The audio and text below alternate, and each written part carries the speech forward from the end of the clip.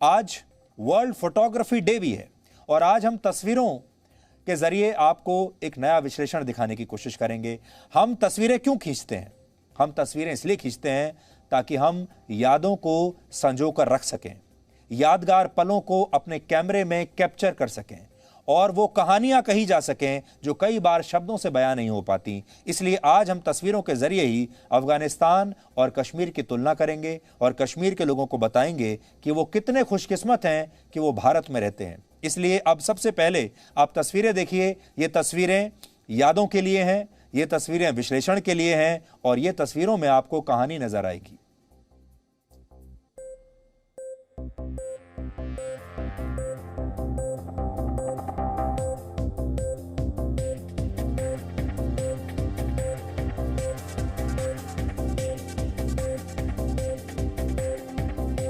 इनमें से एक तस्वीर अफगानिस्तान से हो रहे पलायन की है और दूसरी तस्वीर 1990 में कश्मीर से हुए कश्मीरी पंडितों के पलायन की है।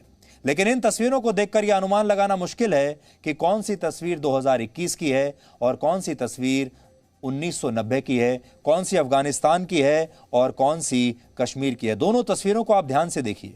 दोनों की कहानी एक है, दोनों की यादें एक हैं। लेकिन अगर हम इन तस्वीरों पर तारीख डाल दें तो शायद आपके लिए आसानी हो जाएगी। 1990 में इस्लामिक कट्टरपंथियों ने कश्मीरी पंडितों को ठीक ऐसे ही कश्मीर से भागने पर मजबूर कर दिया था और उनके सामने 3 विकल्प रखे थे। पहला कि ये सारे लोग इस्लाम कबूल कर लें, दूसरा कश्मीर छोड़कर चले जाएं तुरंत, और तीसरा अगर नहीं जाते तो मरने के लिए तैयार रहें। 31 साल बाद तालिबान ने भी अफगानिस्तान के लोगों के सामने ठीक यही 3 शर्तें रखी हैं। पहली शर्त, शरिया कानून कबूल कर लें। दूसरी, अफगानिस्तान छोड़कर भाग जाएं, और अब तो आप समझिए भागने भी नहीं दे रहे हैं। और तीसरी कि ये लोग अब मरने के लिए तैयार रहें। इतिहास अपने आप को दोहरा रहा है। अलग अलग अनुमानों के मुताबिक वर्ष 1990 में 5 से 7 लाख कश्मीरी पंडितों ने अपना घर बार रातों रात ऐसे ही छोड़ दिया था और वो जम्मू समेत देश के दूसरे हिस्सों में शरणार्थी बन गए थे और आज भी रिफ्यूजी बनकर ही रह रहे हैं। यानी देश के 5 से 7 नागरिकों को अपने ही देश में रिफ्यूजी बनना पड़ा। इसी तरह आज करीब 25 लाख अफगानी नागरिक दुनिया के अलग अलग हिस्सों में, अलग अलग देशों में एक भीख की तरह शरण मांग रहे हैं, भीख मांग रहे हैं।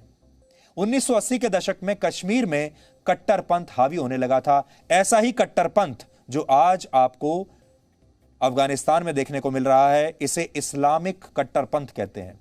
और देखते ही देखते कश्मीर कट्टर इस्लाम की एक बहुत बड़ी प्रयोगशाला बन गया। लेकिन इससे पहले कश्मीर के हालात ऐसे नहीं थे।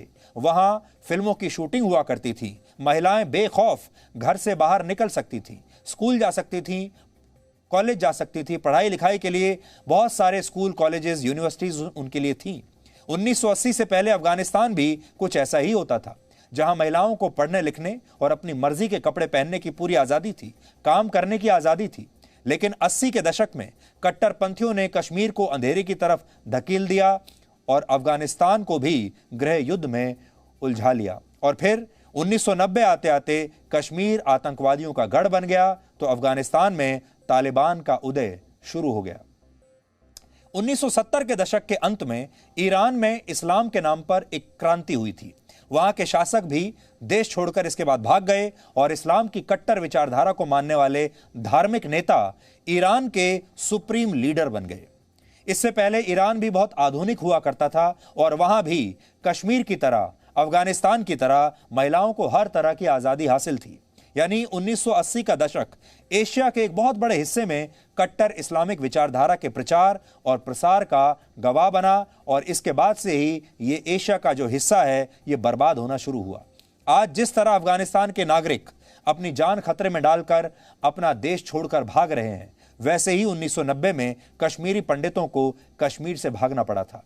कुछ समय पहले जी न्यूज ने 1990 की उस हिंसा को देखने वाले कश्मीरी पंडितों से बात की थी जो आज भारत समेत दुनिया के अलग अलग हिस्सों में बसे हुए हैं। और हाल ही में हमने अफगानिस्तान से आए कई लोगों से भी बात की। अगर आप इन लोगों का दर्द सुनेंगे तो आपको पता चलेगा कि जब किसी देश या किसी राज्य में इस्लामिक कट्टरपंथी हावी होते हैं तो कैसे आने वाली पीढ़ियां दशकों तक इसकी सजा पाती रहती हैं। इसलिए आज दोनों की बात सुनिए। 1990 में रातों रात अपने घर बार छोड़कर भागे कश्मीरी पंडितों की बात सुनिए, और अभी अफगानिस्तान छोड़कर भागे वहां के लोगों की बात सुनिए। कहानी बिल्कुल एक है, वजह भी बिल्कुल एक है।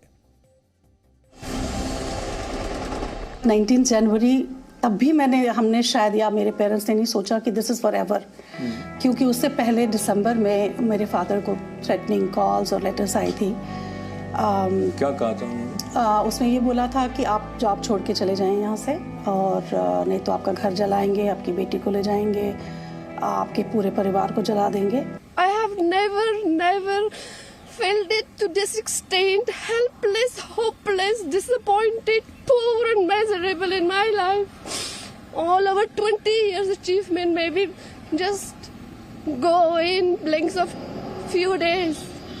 I was a child when they were here, when they were there. Now I am an adult. I have seen how these people are. It seemed like that's it. Our life is done. हमें नहीं पता, जलाएंगे, मारेंगे, butcher करेंगे, जो भी करेंगे। But again, we did not think कि हमें निकलना है यहाँ से। तो आप बस में बैठे हैं तो पीछे से बॉम्ब ब्लास्ट हो रहा है, यू डोंट नो कहाँ से आया, हम चल रहे हैं, पीछे से किसी को बुलेट लगा, हमें पता ही नहीं चलता था ये हो क्या रहा है।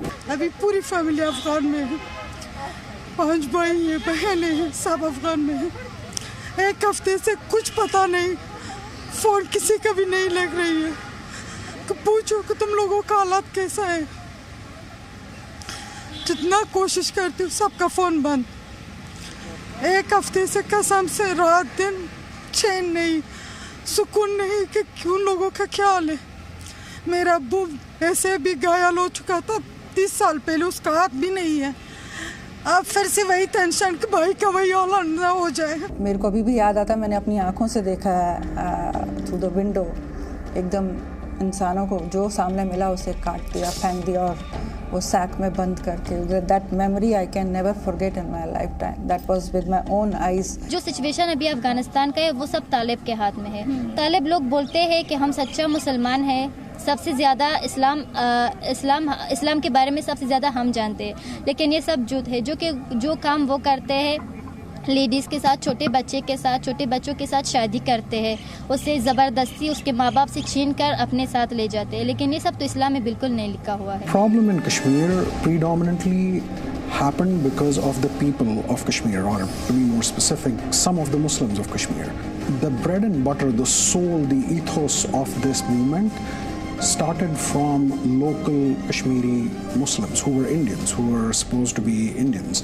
And anyone who says that this is a political, a social, an economic, and educational issue, it's not. It's actually a religious issue. आम लोगों को चोरी है, इससे सब लोग मर रहा है।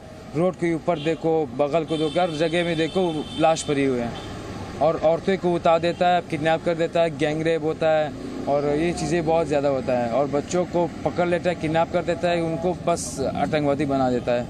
बस इतना ही, भाई टेंशन ज़्यादा है। मुझे अभी भी याद है कि in Jammu like I would hear these older people talk to each other of going to some swami ji और साधु जी एंड आस्किंग हम कश्मीर कब वापस जाएंगे, and they would come back with this story कि उन्होंने बोला अगले साल सितंबर जाएंगे, अगले साल दिसंबर डेफिनेटली वापस जाना। So there was this both combination of hope and belief कि we are definitely going back, that this is all temporary, we are in Jammu और we are in Delhi, this is temporary, we have to go back.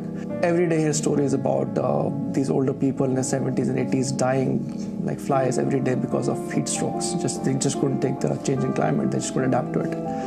And I don't know how many people perished, just not killed by militants, but just being driven out of their homes and not being able to adjust to a new climate.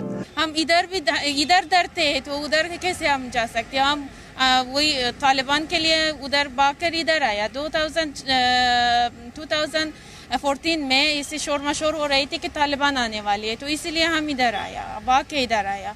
तो अब तो बिल्कुल destroy हो गई है, हम अब हमारे झंडे नीचे हो गए, हम कैसे जाते हैं। तो अब जो तालिबान कह रही है वो सब झूठ है। और यहाँ भी हमारे सब होप यूनिसीआर का है, यूनिसीआर भी हमारे लिए कुछ नहीं करते। तो हमने आपको दोनों लोग दिखाए, वो लोग दिखाए जो हाल ही में पिछले 3-4 दिनों में अफगानिस्तान छोड़कर वहां से भागकर भारत आए हैं, और हमने आपको वो लोग भी दिखाए जिन्होंने 1990 में ऐसे ही कश्मीर छोड़कर उन्हें भागना पड़ा था और अपनी जान बचाकर वो भागे। दोनों की तस्वीरें आप देख लीजिए, कश्मीर 1990 का और अफगानिस्तान। लेकिन शुक्र यह है कि भारत ने कश्मीर में कभी भी विदेशी ताकतों को घुसने नहीं दिया। उनकी तमाम कोशिशों के बावजूद और अपने दम पर न सिर्फ आतंकवाद पर उन्होंने काबू पाया, बल्कि आज देश के किसी भी हिस्से में रहने वाले नागरिक बिना किसी डर के न सिर्फ कश्मीर घूमने जा सकते हैं, बल्कि वहां आप जमीन खरीद सकते हैं, वहां रहकर पढ़ाई कर सकते हैं, काम कर सकते हैं और चाहें तो कश्मीर में अपना घर भी आप बना सकते हैं। अब सोचिए, अगर भारत ने दूसरे देशों से कश्मीर का हल निकालने के लिए कहा होता तो हो सकता है कि कश्मीर की हालत भी अफगानिस्तान जैसी हो जाती, या फिर पाकिस्तान को और ज्यादा दखलंदाजी करने का हमने मौका दे दिया होता तो आज पाकिस्तान ने जो अफगानिस्तान में किया है वही हाल कश्मीर का भी हो चुका होता। और दूसरी बड़ी बात, आज आपको अपनी सेना को सलाम करना चाहिए, क्योंकि जिस देश की सेना कमजोर हो जाती है, जिस देश की सेना से देशभक्ति का जज्बा चला जाता है, उस देश की हालत अफगानिस्तान जैसी होती है। इसलिए आज आपको अपनी सेना को सलाम करना चाहिए, क्योंकि हमारी भारतीय सेना इतने वर्षों से लगातार कश्मीर की रक्षा कर रही है और हमारी सेना ने किसी भी इस्लामिक कट्टरपंथी आतंकवादी को या किसी भी सेना को, किसी भी देश को कश्मीर के अंदर प्रवेश करने नहीं दिया। और इसीलिए आज कश्मीर के लोग और पूरी दुनिया के लोग चैन से सुरक्षित हैं। और आज आप देख सकते हैं कि भारत और अफगानिस्तान में क्या फर्क है। Presenting B News app, available on Google Play and App Store. Download it now.